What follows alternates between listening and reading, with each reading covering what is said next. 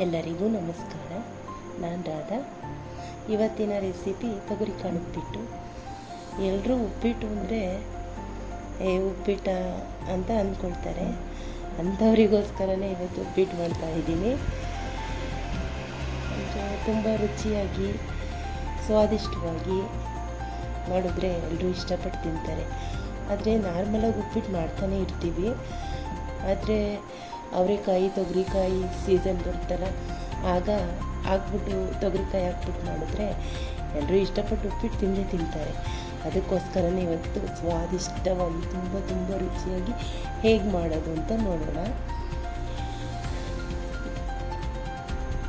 ನಾನಿವಾಗ 2 ಈರುಳ್ಳಿ, 1 ಟೊಮೊಟೊ, 8 ಹಸಿಮೆಣಸಿಕಾಯಿ, ಸ್ವಲ್ಪ ಕೊತ್ತಂಬರಿ ಸೊಪ್ಪು ಎಲ್ಲ ಹಚ್ಚಿ ಇಟ್ಕೊಳ್ತಾ ಇದ್ದೀನಿ. ಹಸಿಮೆಣಸಿಕಾಯಿ ತೊಗೊಳ್ಳೋದಾದರೆ, ಈಗ ನಾನು ತೊಗೊಂಡಿರೋ ಹಸಿಮೆಣಸಿಕಾಯಿ ಖಾರ ಕಡಿಮೆ ಇದೆ, ಅದಕ್ಕೋಸ್ಕರ 8 ತೊಗೊಂಡಿದ್ದೀನಿ. ನೀವೇನಾದರೂ ತುಂಬ ಖಾರ ಇರೋ ಹಸಿಮೆಣಸಿಕಾಯಿ ತೊಗೊಳ್ಳೋದಾದರೆ ಒಂದು 5 ತೊಗೊಂಡ್ರೆ ಸಾಕು. ನಾವಿಬ್ಬರಿಗೆ ಮಾಡ್ಕೊಳ್ತಾ ಇರೋದು, ಅದರಿಂದ ಇಷ್ಟು ತೊಗೊಂಡಿದ್ದೀನಿ. ಹಸಿಮೆಣಸಿಕಾಯಿನ ಹೆಚ್ಚಿಟ್ಕೊಂಡಿದ್ದಾಯಿತು.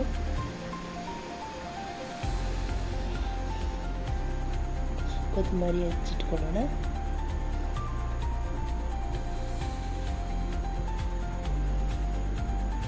ನಾನಿವಾಗ 1 ಕಪ್ ರವೆಗೆ 2 ಕಪ್ ನೀರು ತಗೊಳ್ತಾ ಇದ್ದೀನಿ. ಇದೇ ರೀತಿ ನೀವು ಕೂಡ ಹದವಾಗಿ ತಗೊಳ್ಳಿ.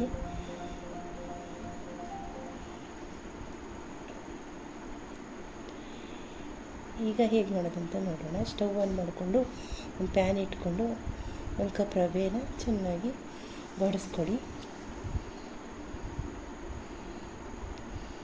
ಸೀದು ಹೋಗದೆ ಇರೋ ಹಾಗೆ ಸ್ವಲ್ಪ ಆಡಿಸ್ತಾನೆ ಇರಬೇಕು.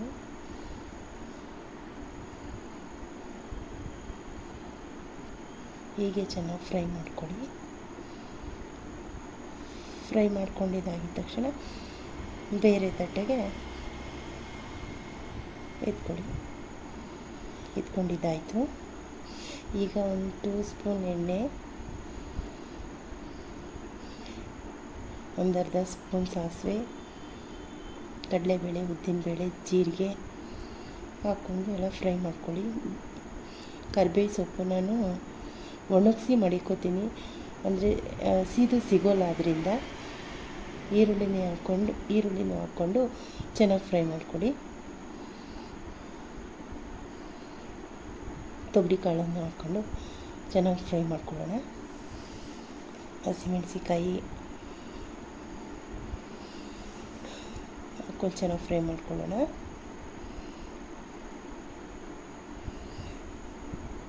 ಟೊಮೊಟೊನು ಫ್ರೈ ಮಾಡ್ಕೊಳ್ಳೋಣ ಚೆನ್ನಾಗಿ.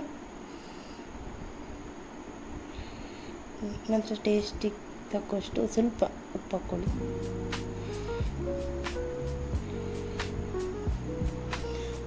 ಚೆನ್ನಾಗಿ ಬಾಡಿಸ್ಕೊಂಡು ಟೊಮೊಟೊ ಸ್ವಲ್ಪ ಸಾಫ್ಟ್ ಆಗ್ತಿದ್ದ ಹಾಗೆ 1 ಕಪ್ ರವೆ ತೊಗೊಂಡಿದ್ವಲ್ವ, ಈಗ 2 ಕಪ್ಪು ನೀರು ಹಾಕ್ಕೊಳ್ಳೋಣ.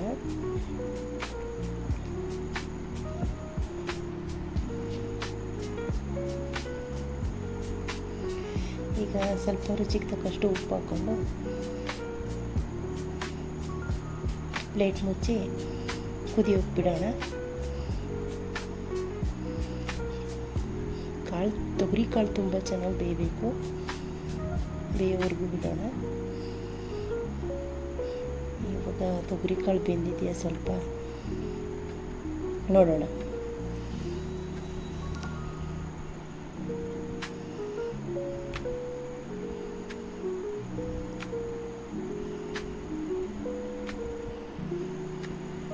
ತೊಗರಿಕಾಳು ಬೆಂದಿದ್ದಾಗಿದೆ,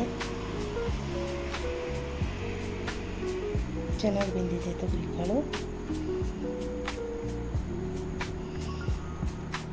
ನಂತರ ಕೊತ್ತಂಬರಿ ಹಾಕ್ಕೊಳ್ಳೋಣ.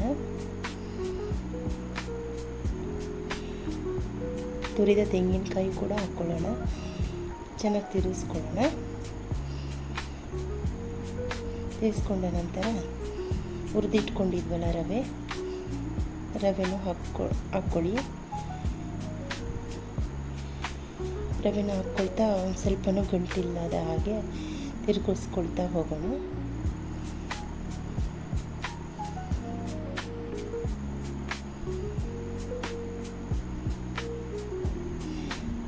ಜಾಸ್ತಿ ಫ್ಲೇಮಲ್ಲಿ ತಿರುಗ್ಸೋಕೆ ಹೋದರೆ ಸಿಡಿಯೋ ಸಾಧ್ಯತೆ ಇರುತ್ತೆ.